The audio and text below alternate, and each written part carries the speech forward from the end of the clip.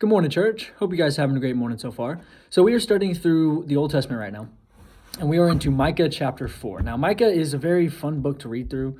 As we've seen the past few different books that we've read through, they all have a very common theme. They're all called the minor prophets, and they all have the same theme that this group of people that were very godly, very religious, turned away from God, and and now we see that again, and we see Micah coming in and preaching and profiting and trying to get everybody to turn back to God and showing them that destruction will come. Things are going to happen that God's going to do to you because you have turned away from me. So if we jump into chapter 4, it's separated into it's separated into two sections, verses 1 through 8 and verses 9 through 13. So verses 1 through 8 are awesome. It's Micah. It's just amazing. It's Micah talking about afterlife. It's talking about God when he's ruling all and the perfect earth and everything. And the next section is talking about what's going to happen and what's happening on earth right now to these people. So we're going to go backwards. We're going to start in the second part and then go to the first part, right? So the second part starts in verse 9. It says, "Now, why are you shouting loudly? Is there no king with you? Has your counselor perished so that anguish grips you like a woman in labor? Writhe and cry out, daughter Zion, like a woman in labor, for now you will leave the city and camp in the open fields." So all this stuff is going on. They've turned away from God, and God is kicking them out, basically. They're having to leave their home and go camp in open fields until continuing in chapter 10 it says, or verse 10, "You will go to Babylon, there you will be rescued. There the Lord will redeem you from the power of your enemies. Many nations have now assembled against you." So all this is going on.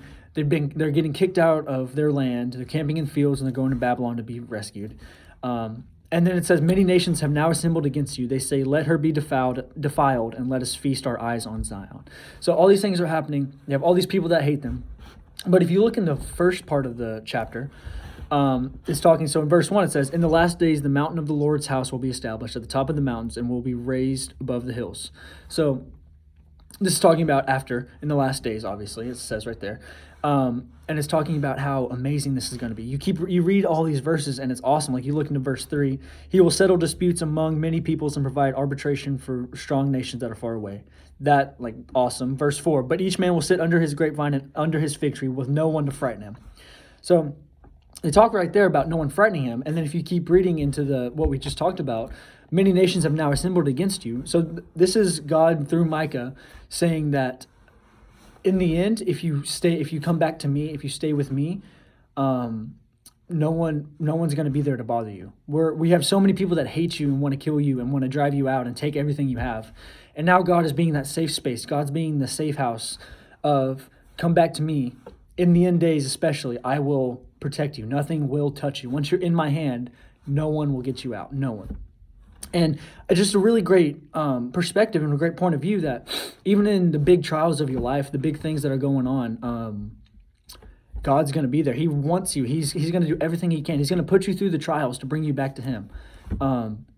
And he wants you. He wants to be that safe house. He wants to be that safe place for you. So, it's just a great perspective and great point of view and awesome. It's a different way to look at the end times, right? So hope this video helped you out and hope you guys have a great day. God bless.